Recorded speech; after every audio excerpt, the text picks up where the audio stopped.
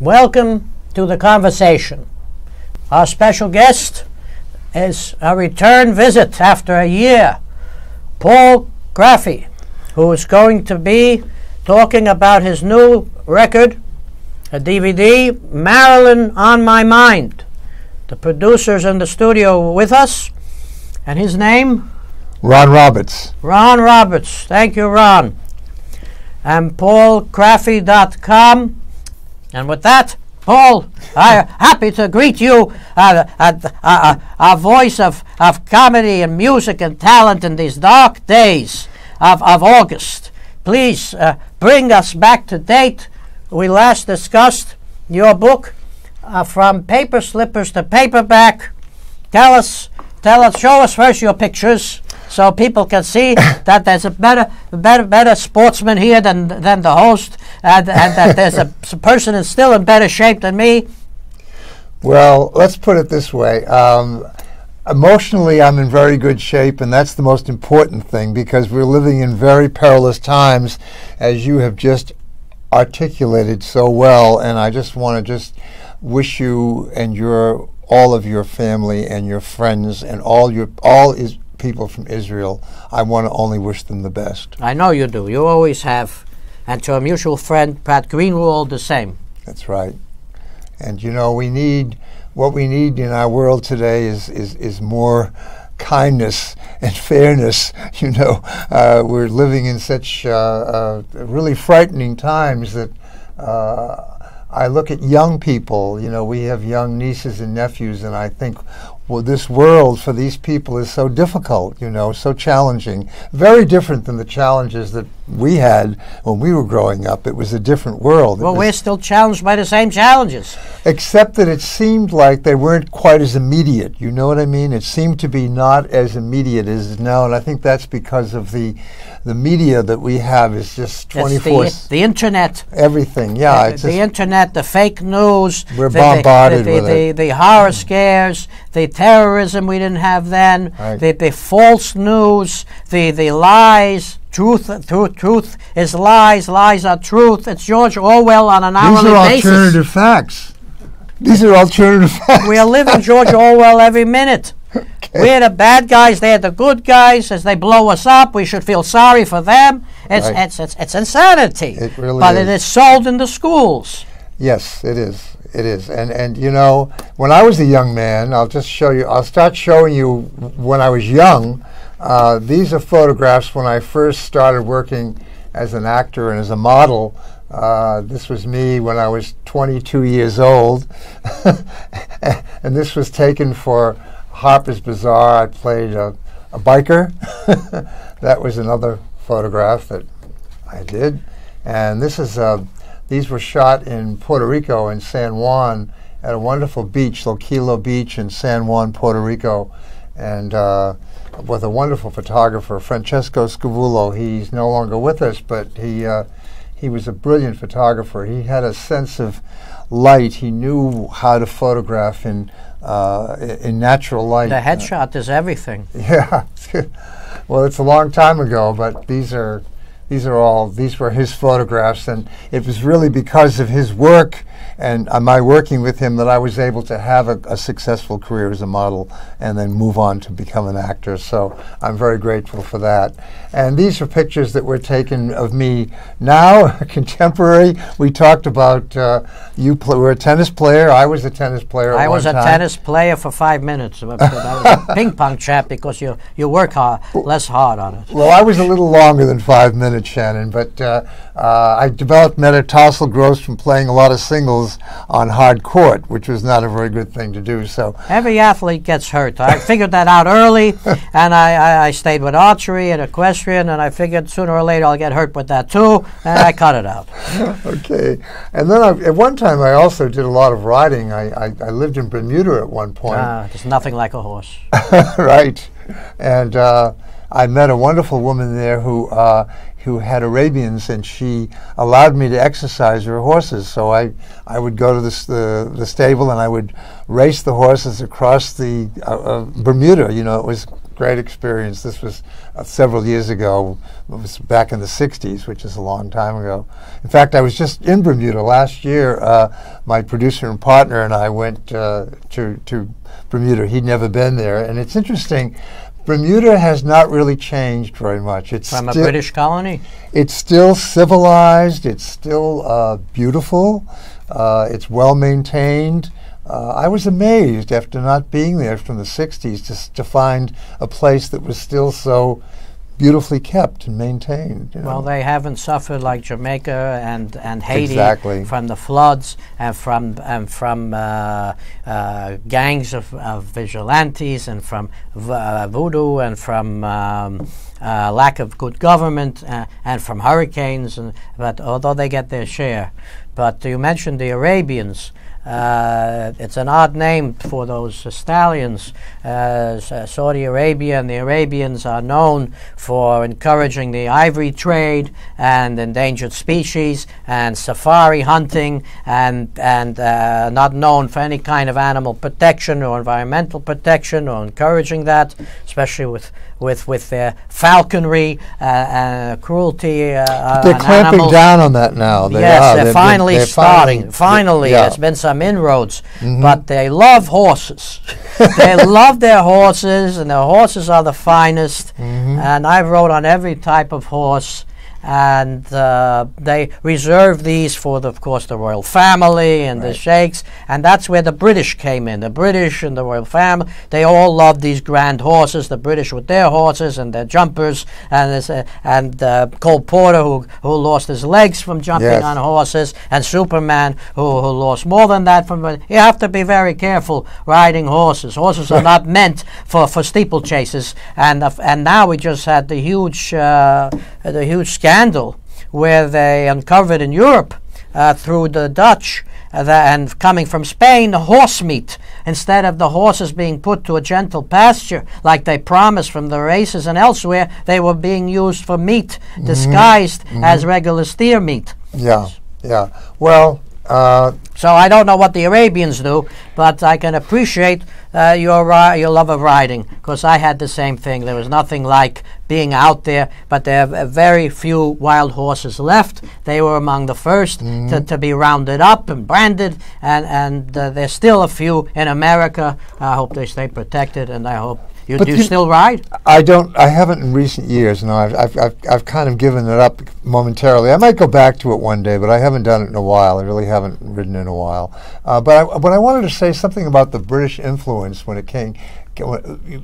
They certainly had a wonderful way of keeping Bermuda very civilized, and also I started one of my careers was I was in the fashion business. I started a silk business in Hong Kong.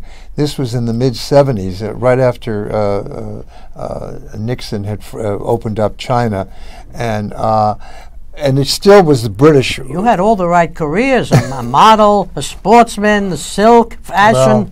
Well, a lot of it was luck. Truthfully, I mean, I've written in the book about Lucky Me. It's the last chapter in the book. And how does one reach you, by the way? The best way to reach me is on my website, paulcraffey.com. And that's really the best way to I have a website, and it's everything is on there. They can order the book on the website. Shopify, they can pay for it, and we ship it out to them right away. Because I was just at a grand fashion show from India with a network from India. Sanjana was the producer. There were 4 fashion shows, and that's a hot commodity. Very hard to do, very competitive. And how do you enjoy it? Well, when I did it, it was competitive, but it was fun competitive. It was different than today. Today it's cutthroat. Pardon me? It was always, but there was also an element of adventure in it in those years. It was before the technology. It was before everything was immediate, you know. So there was a level of civility that existed in that industry, and I had a wonderful run in it. I had some difficult jobs, but the last 2 companies that I ran, I had a wonderful experience with both of them. The last company was they were totally computerized in 1979, and they were mainly in the travel business, and it was a private firm. A father, a son, and the daughter ran this business, and they were mainly interested in washing their money around the world. That's mainly what they did. But they had decided to back a designer by the name of John Hagens, and for the son's wife, and they had spent a great deal of money and hadn't shipped a button or made a penny, so they were looking for someone to come in and turn it around. And all the big guns in the business wanted the job. Well, I don't know. You had to write a prospectus on what you would do and how you would solve the problem and make it work. And believe it or not, I got the job, and I never expected to, because it was a wonderful experience. And you made it happen? I made it happen. I was my own boss. I hired my own designers. We went to Europe and got the designs. I had factories in Staten Island. They were making the clothes. In America? In America. It was all made in America. It wasn't necessary to do it over there? Everything was made in America. So President Trump is right about this. He's right about that. He is. I think the challenge, though, that he's going to have is because it's been dormant for so long, that it's going to be difficult to bring it back. Maybe on a cottage industry level in the beginning, there'll be more cottage industry, but I think the big guys, it'll be difficult for them to bring it back because the profit margin is so challenging here, with unions and all the problems that we have here. So I don't know. Well, if anyone can do it, he can. He's a businessman. Listen, he's been up and down several times. This guy is amazing when you think about. Yeah, he's a miracle man. He can make almost anything happen, but then he's got to stick to the project with the right people. Can't be brought down by the wrong people. Tell us about your. Well, this is a show. Marilyn. Yeah, this is a show about. Actually, it's interesting because it's timely, because Marilyn left us this coming Saturday, August 5th, and she would have been 91 or 92 years old. I think it was 91 years old if she was still with us. My mother's age when she passed. Really? Okay. So, but what the show is about? It's. There's a lot of video on it. It's Ron, my partner. Where is it now playing? It's on my website. It's on my website, and I've performed it a number of times in various clubs. Is that where people get it? They can get it on my website. Yeah, it's there. I can send it to them. So you're still performing? I'm still performing. Yeah, I haven't done the show recently. We've been looking at it and re-examining it. But my partner Ron, he wrote the script. It's a very good script, and my friend Tom Zimmy, he does a lot of all of Bruce Springsteen's video work. He did the videos, so the show is rare video clips with song and dialogue that's all related to the videos. And do you sing? I do sing. And yeah. you dance. Pardon me? And you dance. Oh, not really. I'm not Fred Astaire, that's but you're for still sure. in great shape. God almighty. I barely moved from the chair. But tell us, Marilyn, as far as I know, to sum it up, was done great injustice by the Kennedys. Was beloved by the baseball player Joe DiMaggio. But she Maggio. did something. She was very courageous, Shannon. She during the 50s, when everybody the witch hunt was going on, and her then husband was Arthur Miller, and Marilyn went before the House Un-Americans Activities Committee, and she stood up for her husband.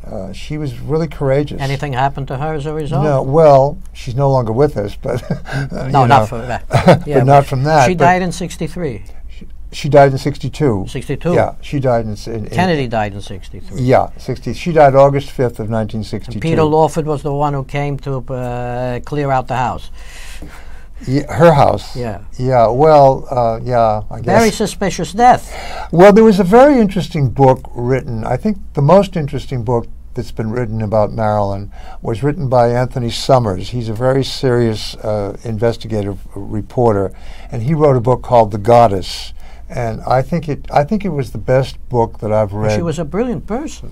Marilyn was a very intuitively intelligent person. She was self-taught. She had very little formal education. But even when she was working as an actress, which a lot of people don't know this, but when she was under contract and she had no money and all of that, she was always taking courses and studying and always trying to better herself. She was She was a kind. You know, it's interesting. If you look at any piece of film or any photographs of Marilyn, it's timely. She never looks dated. She never seems dated. You know what I mean? What do you bring out about her that you feature? Well, the thing I bring out about her, I think probably more than anything else, is that she was struggling. For her to be the kind of celebrity that she was on that level, she was struggling with her own emotional challenges. Her mother was in an institution for most of her life, and Marilyn paid for her and took care of her. Her grandmother had issues, and in those years, you know, those kind of problems were for a celebrity. These years too. But it was more of a problem then. Today, at least, we have so much information out there. There's more information available to people. I mean, I work with a lot of young people, and I'm very concerned about a lot of things. But one of the things that I'm really concerned about is the drug issue in our culture. It's so... Well, we have that all over the world. The drug culture has been here a long time. It came with the computer, and it became more available with technology, and the world got smaller and the drugs got bigger. I want to thank you very, very much. I encourage everybody, I know you for some time, to go see you wherever you perform. Are you coming up soon somewhere? At the moment, I don't have anything. Well, you scheduled. let us know. I will. Thank you very much for coming. Paul Craffey, get his book, From Paper Slippers to Paperback. And I thank your producer. What's his name again? Ronald Roberts. Ronald Roberts. Congratulations to both of you. Thank you, Sharon. And Shannon Taylor, wishing you a good week from The Conversation.